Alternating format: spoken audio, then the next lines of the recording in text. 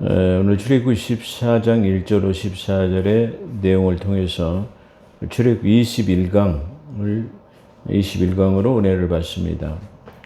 제목은 홍해바다를 가르심이라는 제목으로, 부제로는 주께서 싸우시니 구경만 하라는 부제로 은혜를 받습니다. 제 포도원 교회를 축복합니다. 제 동영상 설교를 시청해 주시는 동역자 여러분, 성도 여러분을 주 예수 그리스도 이름으로 축복합니다. 6월절을 지낸 이스라엘은 다음날 출애굽한 후에 람셋을 떠나서 숫곳에 진치고, 출애굽한 후에 광야에서는 머무는 동안에 이제 하나님의 은혜는 본격적으로 나타나고 있습니다.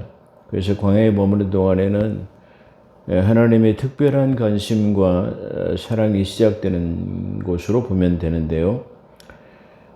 밤에는 화강이 충천한 불기둥으로, 또 낮에는 구름 기둥으로 그들을 인도하시는 것을 볼 수 있습니다. 이렇게 특별한 은혜로 섭리로 이끄는 민족이 얼마나 있겠습니까? 그런 측면에서 저 이스라엘 백성을 특별한 선택받은 민족, 선민이라고 칭하는 것도 바로 그런 것이다, 그렇게 생각해 볼 수 있습니다. 이 람셋에서 숫곳까지는 약 40km 정도 되는, 어쩌면 40km에서 32km 정도 되는 거리로 장정들이 진군이 가능할 수 있습니다. 장정들은 제가 이 앞전 선교에서 한 50km, 50마일이나 60마일, 약 50, 60이는 가능할 것이다. 그런데 보통 장정들이 진군하기에는 보통 약 40km 정도는 하루에 가능한 거리입니다.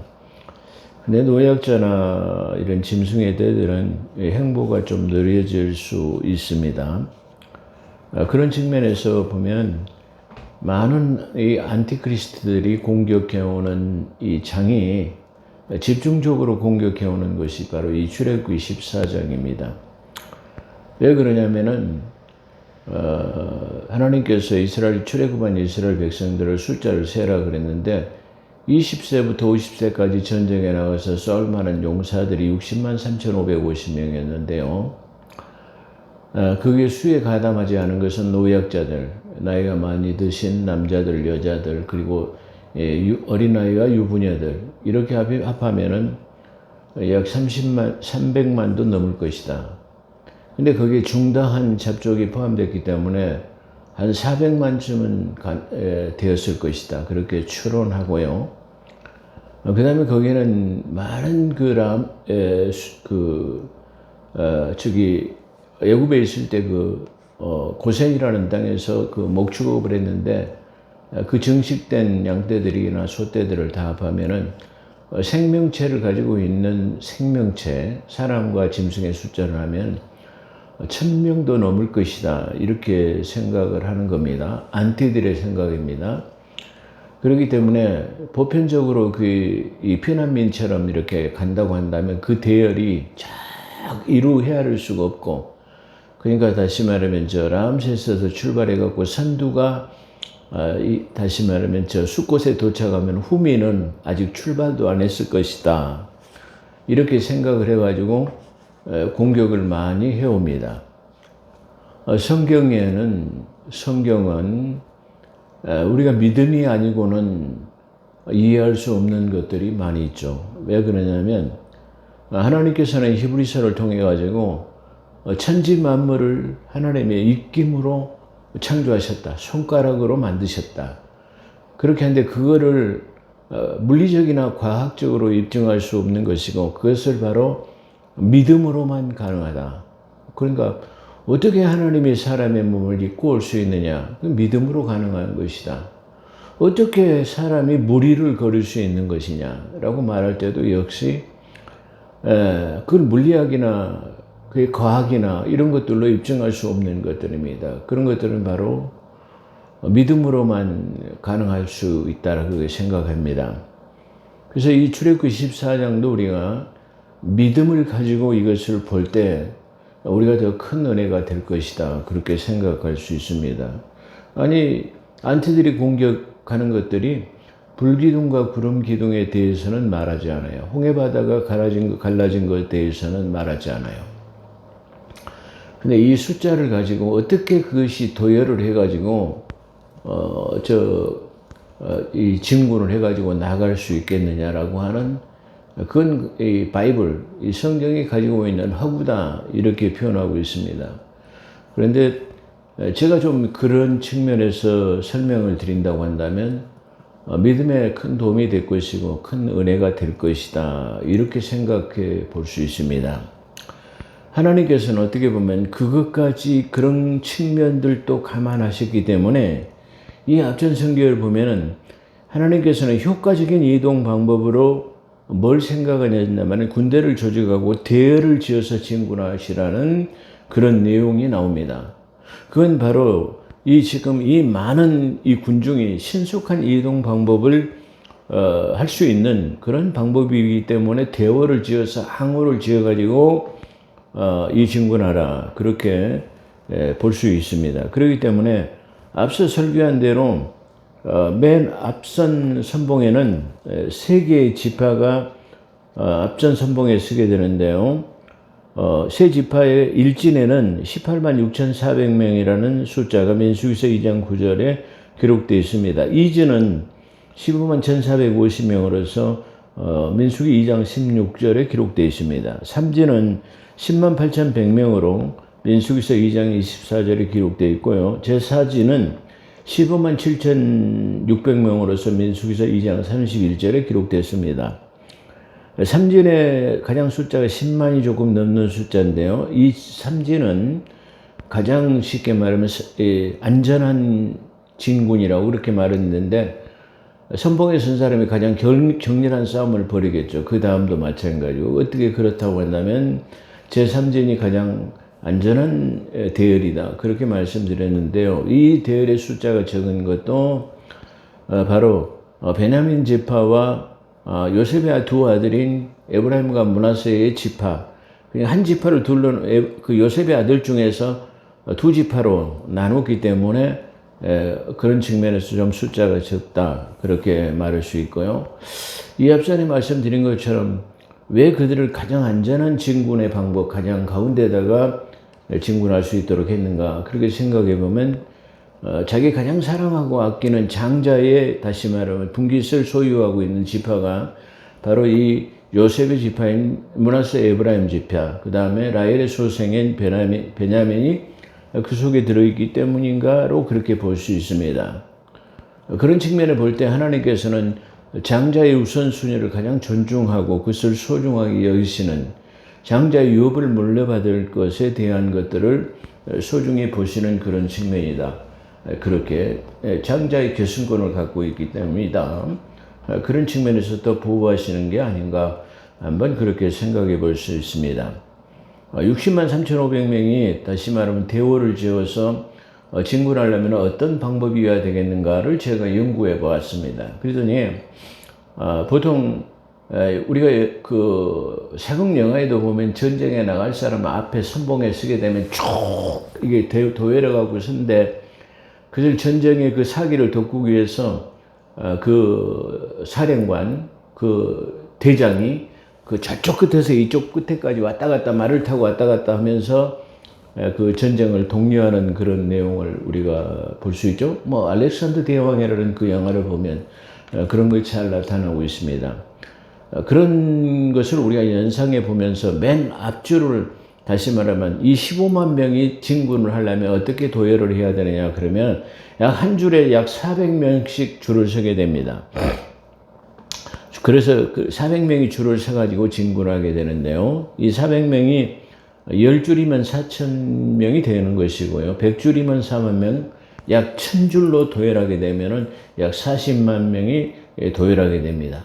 그러면 1500줄이 된다고 한다면 60만이 도열하게 돼서 그런 방법으로 진군하게 되면 아주 효과적으로, 난민처럼 그렇게 그냥 흐느적거리고 그렇게 하는 게 아니고 하나님의 군대로서의 진군할 수 있는 그런 대형을 갖추고 갈 수 있다. 소나 양떼들도 다시 말하면 이 소몰이 하는 방법이 특별하게 있죠. 예를 들어 양떼를 이게 몰려고 하면 뒤에서 그 양치는 개들을 보게 되는데 개들이 몰면은 아주 양이 빨리 다니는 것을 우리는 그 영상들을 통해서 많이 볼 수 있는데 얼마든지 그것이 가능할 수 있는 방법이다. 근데 제가 이 생각해내는 방법은 하나님의 방법이 아니라 인간적으로 생각해도 이건 그런 방법으로 계산하면 얼마든지 가능할 수 있다. 그렇게 볼 수 있어요. 그렇다고 한다면 이 선군과 후군의 그 대열은 앞선 사람하고 뒷선 사람하고의 그 간격의 차이 1500주를 계산해 본다고 한다면 약 1.5km 정도가 길게 늘어서는 그런 모양을 가지고 진군할 것이다. 그러니까 그 모양은 정말로 장관일 것이다. 그렇게 볼 수 있고 그 뒤에 후미에 따르는 사람들이 있을 것이고 그 후미에는 어떻게 보면 노약자들을 보호하기 위해서 뒤쪽에 어떤 군대들이 진군을 돕기 위해서 따를 수도 있지 않겠느냐 그렇게 한번 생각해 볼 수 있습니다. 그렇기 때문에 하나님의 군대로서의 유형을 유풍당당할 수밖에 없는 그런 것이기 때문에 그렇습니다. 근데 그것을 8절에서는 이렇게 표현하고 있습니다. 그렇게 이게 도열했기 때문에 그 도열한 모습이 너무나 유풍당당하기 때문에 8절에는 담대히 나갔습니다. 그렇게 표현하고 있는데요. 흠정역 성경에 보게 되면 그들이 의기양양하게 나갔더라. 그렇게 되어 있습니다. 그게 다시 말하면 유풍당당하게 그들이 진군했다. 그걸 지금 말하고 있습니다. 그래서 두 번째 진군은 다시 말하면 람세스 숫곳에서 발행하여 그 다음에는 두 번째는 믹돌과 바닷가의 바알수원 맞은편에 그렇게 비하이롯이라는 곳에 장막을 쳐라 이렇게 말씀하시고 있어요. 그래서 2절에서 말씀을 느낄 수 있는 것은 출애굽한 백성들의 인도자는 대장 대신 예수 그리스도라는 것을 우리가 볼 수 있어요.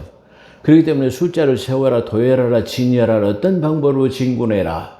이런 것을 착착 전부 주님이 말씀하시고 어디 가서 야영하고 진영을 거기다가 멈춰라. 그 다음에 이게 진군하고 어디 가서 다시 말하면 진을 쳐라.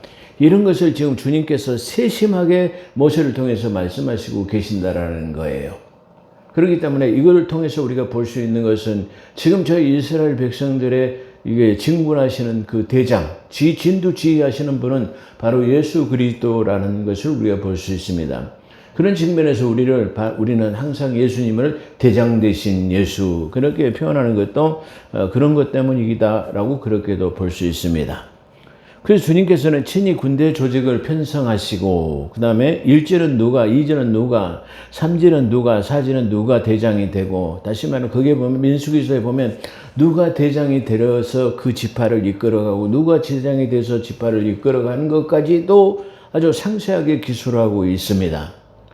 그렇기 때문에 저 안티들이 우리를 공격해 오는 사람들은 그런 것들을 간과하지 않고 그 요점만을 가지고 우리를 공격해 오기 때문에 전체적인 것을 보지 못하는 그런 우를 범할 수밖에 없고 그들은 믿음으로 그걸 보지 않기 때문에 하나님의 세계를 이해할 수 없고 하나님의 방법을 이해할 수 없는 것이다. 그렇게 볼 수 있어요.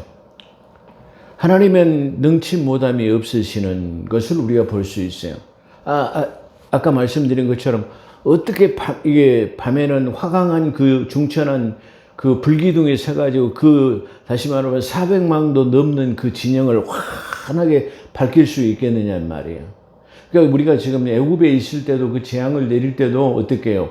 저 고센 땅에는 이게 쉽게 말하면 낮처럼 환하게 그 비추시지만 저 애굽의 땅에는 마치 거기다가 큰 거대한 장벽을 쳐가지고 이게 쉽게 말하면 보일 수 없도록 한 것처럼 애굽은 캄캄해졌다.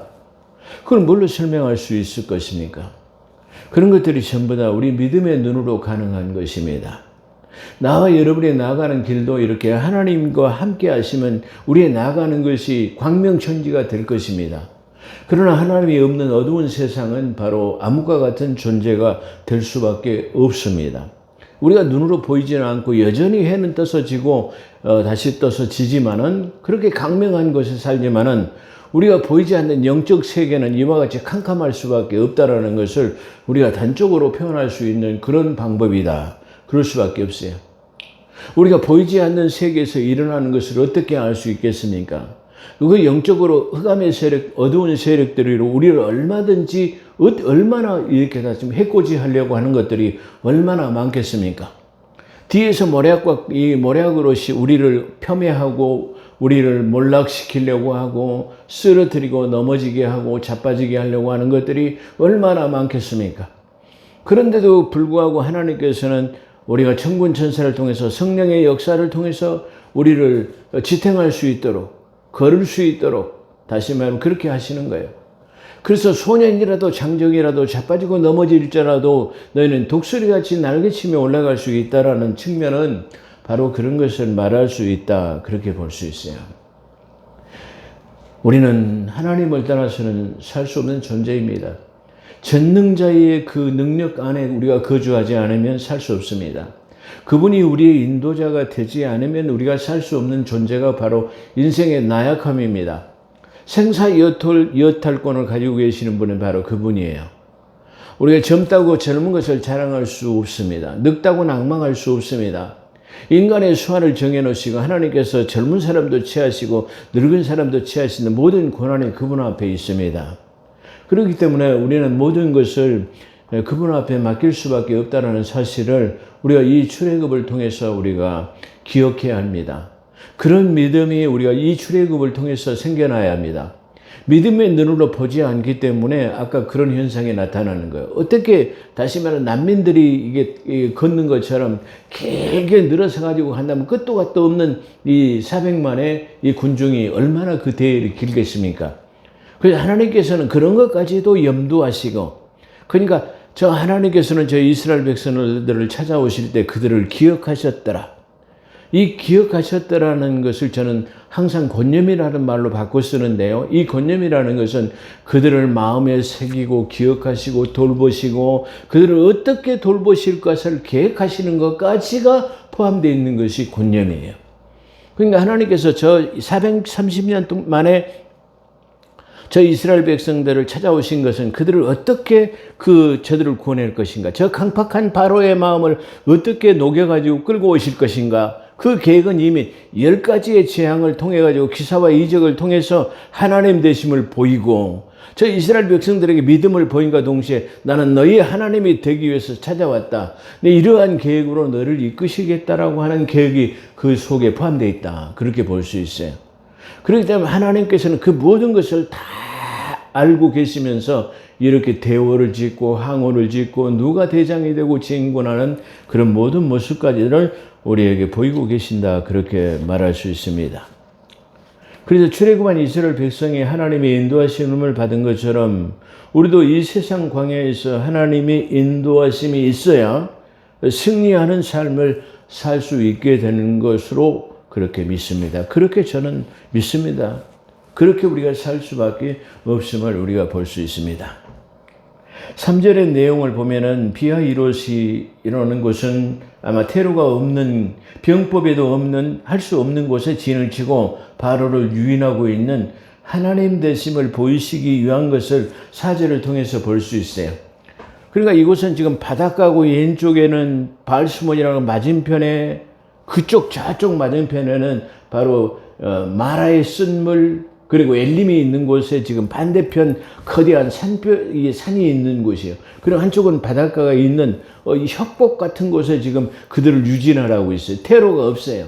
바로의 군대들이 바로 진군하면은 이게 그들의 그 전차 앞에는 무참히 죽어버릴 수밖에 없는 곳에 거기다 진을 친 거야.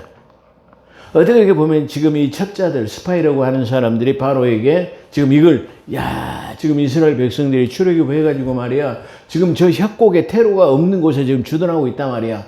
거기다 지금 화공으로 지금 공격을 하거나, 바로 지금 600승의 병거를 가지고 이거 밀고 들어가 보면 완전히 그냥 깔고 지나가 버릴 수 있는 그런 것이란 말이야. 그렇기 때문에 그런 정보를 들었다라는 그런 뉘앙스가 이 속에는 포함되어 있어요. 그래서 바로가 때는 이때다 말이야. 우리가 그들을 그냥 놓아줄 수는 없단 말이야. 저들이 섬김이 없이는 우리 애굽이 지금 돌아가지가 않아. 뭐 공장이고 농사고 모든 것들이 지금 저들의 노동력을 통해서 우리가 지금 지탱하고 이렇게 풍요롭게 살았는데 저들이 빠져나가면 텅 빈 애굽엔 우리가 공장도 돌아가지 아니하고 생산도 되지 아니하고 우리의 섬김도 받을 수 없기 때문에 그냥 내보내줄 수 없단 말이야. 그렇기 때문에 진군해가지고 저들을 초토화시키자. 아니면 진군해가지고 저들을 항복하는 자들을 다시 데려와서 우리의 노예를 삼자고 하는 그런 내용이 이 속에 포함됐다는 거예요. 자, 우리도 이 내용을 통해서 역시 봅니다.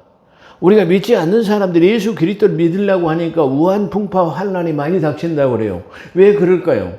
이 성경을 보면 당연히 우리가 출애굽하면 광야 생활에서 조금은 힘들 수 있습니다. 그 광야 생활을 통과해서야만이 우리는 적과 꿀이 흐르는 가나안 땅에 들어갈 수 있다는 것을 우리는 성경을 통해서 우리가 입증하고 있는 것입니다. 우리가 성경을 통해서 알 수 있는 것입니다.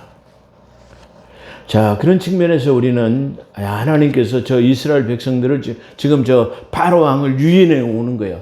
다시는 쫓아오지 못하도록, 그리고 하나님의 백성을 업수 여김을 보지 못하도록 하나님 되심을 보이기 위해서 그들을 유인하는 작전으로 지금 이 비아히롯이라는 곳에 진을 치라고 지금 말하고 있다는 거예요.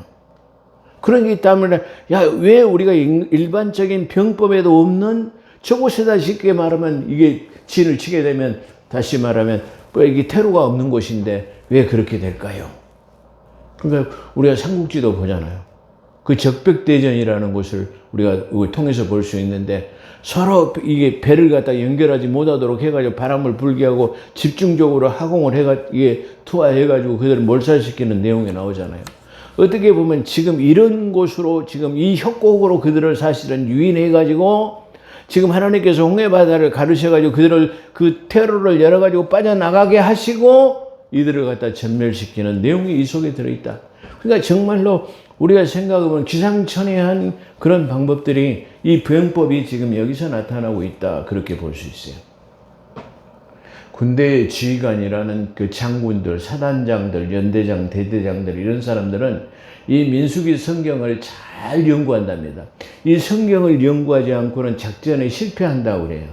그런 것처럼 이 성경을 많이 연구하는 것은 바로 그런 측면이다. 그렇게 볼 수 있어요. 그리고 군대의 장군들은, 별자리들은 이 성경을 전부 다 손에 놓지 않고 연구한다고 그래요. 아마 그런 병법을 하나님이 사용하는 병법들을 보기 위해서 볼 수 있어요. 왜냐하면 이 사무엘상 같은 데도 보면은 이 다윗을 통해서 말이야, 배수진을 치란 말이야, 뒤에서 후진해서 공격해라 말이야, 어떻게 해라 말이야, 이런 것들이 전부 병법에 적용하면 다 성공하기 때문에 그렇다, 그렇게 볼 수 있어요.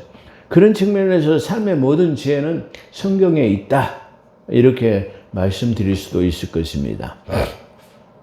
그래서 성경대로 사는 장군들은 승리할 것입니다.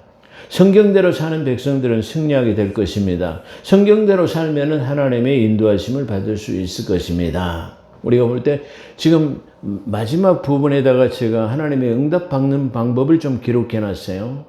근데 우리 한국에서 아주 유명하신 어떤 장로님, 저도 그분의 장로님의 그 동영상 설교를 봅니다만은 많은 은혜를 받습니다. 근데 조금 이게 응답 받는 방법에 대해서 말씀하신 적이 있었는데요. 그걸 보니까 조금 수정했으면 좋겠다라는 생각이 좀 들었습니다. 근데 너무나 좀 인품이 훌륭하신 분이기 때문에 제가 그분에 대해서 비판을 하지 않아요. 근데 이 자리를 들어서 말씀한다면 그분께서는 그 응답받는 비결로 하나님 앞에 우리를 불쌍히 궁일이 여겨달라는 기도를 계속하면 응답을 받습니다. 그렇게 표현해 놨습니다. 근데 저는 그렇게 보지 않아요. 하늘문을 여는 방법은 시편 100편에 보면 감사함으로 그 문을 열 수 있어요. 첫 번째는 감사예요. 두 번째는 찬송함으로 그 궁정에 들어간다고 그랬어요. 자, 우리가 쉽게 말하면 하나님의 응답을 받을 수 있는 건 감사와 찬송이 수반되어야 돼요. 이게 후반에 나오게 됩니다. 그렇기 때문에 우리가 정말로 응답받는 삶이 되어지려면은 우리 감사가 입술의 열매로 맺혀야 됩니다. 감사가 계속 반복해 나와야 됩니다. 그게 하늘 문을 여는 방법입니다. 그렇잖아요.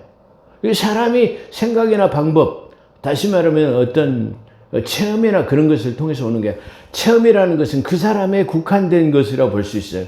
그 사람의 형편과 처지에 맞는 방법이 그 사람의 체험 간증일 수 있어요.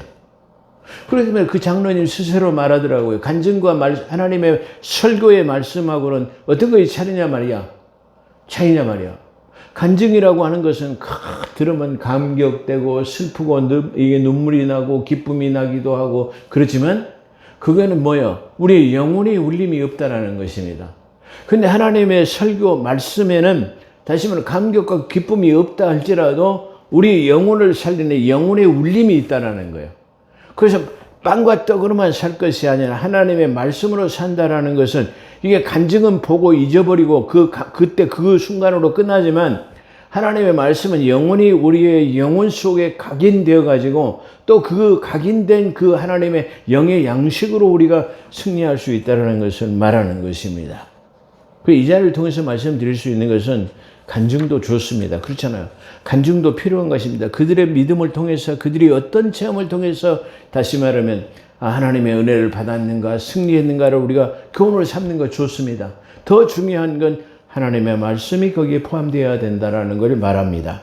또한 우리가 반드시 기도의 응답을 받으려면 전제 조건이 감사로 문을 열어야 한다는 것입니다. 두 번째로는 찬송함으로 그 궁정에 들어갈 수 있다는 것을 우리가 알 수 있습니다. 그 이스라엘 백성이 출애굽하여 애굽의 경계를 벗어나 협곡에 진을 친 것은 그 친 것을 안 바로는 그들을 그 성김에서 놔줄 수 없다여 바로가 병기를 갖추고 그 백성을 데리고 갈 때에 선발된 병거는 600성의 애굽의 모든 병기를 동원되고 병기도 지휘관들의 다스렸더라. 지휘관들이 다스렸더라. 이렇게 포함되고 있어요. 오늘 병거는 뭡니까?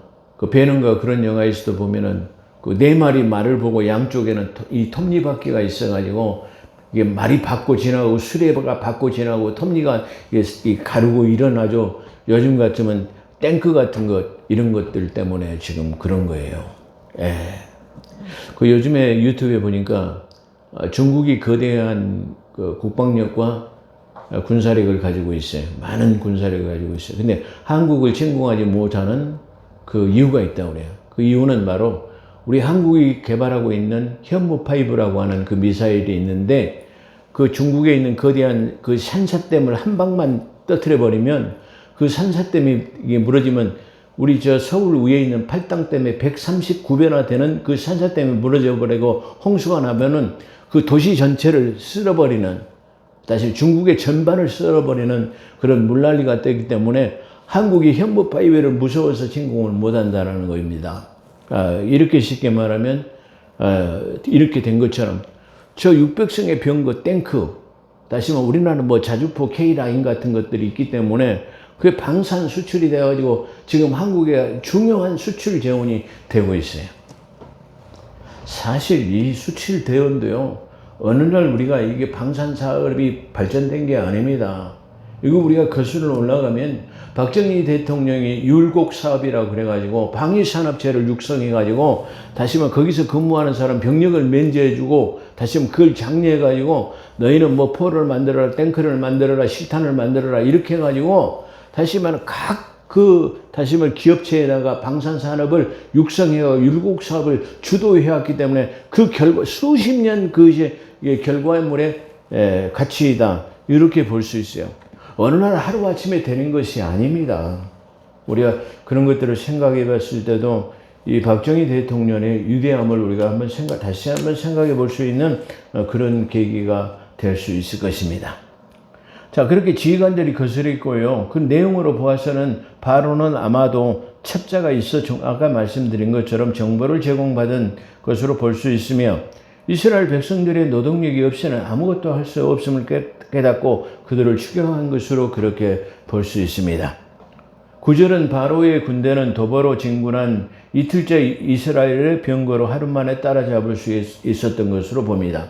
그러니까 다시 말하면 지금 진군해가지고 지금 숫곳에 진치고 숫곳에서 지금 이 비하이롯에 진쳤는데 아마 이 진군은 여기서 나타나는 건 두 번째 진을 친 곳으로 나타나지만 아마 진군 한자는 6일째 되는 것으로 그렇게 볼 수도 있습니다. 다시 말하면 두 번째 진을 쳤기 때문에 거기서 며칠간 다 첫 번부터 후미까지 다 도착하고 그 다음에 거기서 유숙하고 다시 두 번째 진군에서 갔기 때문에 아마 그러한 절차가 있었지 않겠느냐라고 그렇게 한번 생각해 볼 수 있습니다. 자, 바로 이 군대가 가까이 온 것을 본 이스라엘 백성들은 심히 두려워하여 하나님께 부르짖고 또 한편으로는 모세를 향하여 원망하기를 애굽에서는 매장지가 없어 우리를 광야로 끌고 나서 여기서 죽이려고 하느냐. 차라리 애굽에서 종살이 하면서 살면은 우리가 죽지는 않았을 것인데 라고 이렇게 지금 원망하는 것을 봅니다. 그 백성을 향해서 모세는 이렇게 말합니다. 이 광야에서 자기네들이 죽는구나 라고 말할 때 그러나 모세는 이렇게 담대하게 선포합니다. 너희는 두려워하지 말고 가만히 있어서 여호와께서 오늘 너희를 위하여 행하시는 구원을 보라. 너희가 오늘 본 애굽 사람들은 영원히 다시 보지 아니하리라. 여기서 너희가 애굽 사람들을 본 사람들을 오늘 저 애굽의 모든 사람들은 영원히 볼 수 없다라는 말이야. 영원히 볼 수 없다라는 말은 뭔 말이죠? 우리는 영원히 볼 수 없는 사람이 있고 영원히 볼 수 있는 사람이 있어요. 사후의 세계에서도 우리는 구원받은 사람들은 그 영원 세계에서 만날 수 있지만 그 예수 그리스도를 믿지 않으면 영원 세계의 보장이 있기 때문에 다시는 만날 수가 없어요. 영원히 볼 수 없다라는 말은 믿음의 백성이 아닌 믿음의 자녀가 아닌 사람들을 표현한 그런 측면으로 우리가 볼 수 있어요. 간단하게 우리가 생각할 수 있지만 너희가 영원히 보지 아니하라는 말은 그런 측면을 가지고 있다. 그렇게 말씀드릴 수 있어요. 그래 다시 보지 아니하리라. 여호와께서 너희를 위하여 싸우시리니 너희를 위해 싸운단 말이야. 너희는 가만히 있을 때 구경만 해라. 그렇게 지금 표현하는 거예요. 가만히 있어서 구경만 해. 그럼 하나님이 너희를 위해서 싸운 것을 한번 너희가 보게 될 거야. 이렇게 말하는 겁니다. 역대하 20장 13절에 보면 전쟁은 여호와께 속한 것으로 제가 아까 서두에 말씀한 것을 이게 여기서 지금 잘 나타내고 있어요. 전쟁은 여호와께 속한 것으로 감사하세. 그랬어요. 많은 적군들이 쳐들어왔을 때 오히려 이 여호사밧은 이게 찬양대를 조직하고 지금 칼과 창으로 나오는데 찬양대를 조직해가지고 애복을 입고 나가서 들어와서 지금 적군을 막고 있는 그런 상황이세요.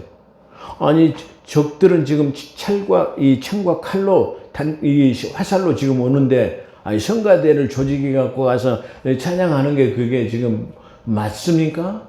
어떻게 보면 우스꽝스럽고 어떻게 보면 이성이 있는 사람들이 생각할 때 믿지 않는 사람들이 볼 때 어떻게 해요? 저들이 지금 이 또라이 아니야? 저들이 지금 저들이 지금 하는 행동이 맞는 거야? 라고 생각할 수 있어요. 여기 똑같은 얘기예요. 그런 것처럼 역대하 20장 13절의 전쟁은 여호와께 속한 것으로 그러므로 감사하세.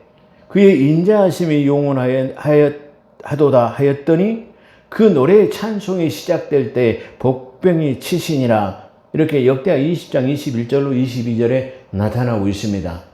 자, 여기서도 하나님이 일하시기를 시작하는 것이 언제예요? 아까 감사하세. 찬양이 시작될 때에 하나님이 일하시기를 시작한다는 우리가 영적 사실을 우리가 이 출애굽을 통해서 그리고 역대하를 통해서 알 수 있습니다. 사랑하는 성도 여러분, 하나님께서 나를 향해서 일하실 수 있는 이 계기를 마련할 수 있게 되기를 주의 이름으로 축원합니다. 그건 뭡니까? 아까 말씀드린 것처럼 감사하는 거예요. 그 감사의 조건을 통해 가지고 모든 것을 감사하고 다 이게 하나님의 뜻입니다라고 감사하고 그 다음에 찬송하는 것이 바로 이게 하나님이 일하시기를 시작하게 하는 것이라는 사실을 어떻게 보면 영적으로 보면은 아주 놀라운 큰 비밀이다. 그렇게 말씀드릴 수도 있을 것입니다. 여기까지 마치도록 하겠습니다. 기도하겠습니다. 감사합니다. 오늘도 우리를 붙들어 주시고 인도하신 하나님께 영광을 돌려드립니다. 늘 하나님은 우리를 위한 계획을 갖고 계시지만 우리는 그 계획을 알지 못하고 또한 그 계획을 불신하기 때문에 하나님의 역사하심, 일하심을 우리가 놓치거나 또한 받지 못하는 우리를 범하는 일이 없도록 이 출애굽 강의를 통해서 우리가 다시 한번 대우 각성하는 그런 신앙과 믿음이 되게 도와주시기를 원합니다.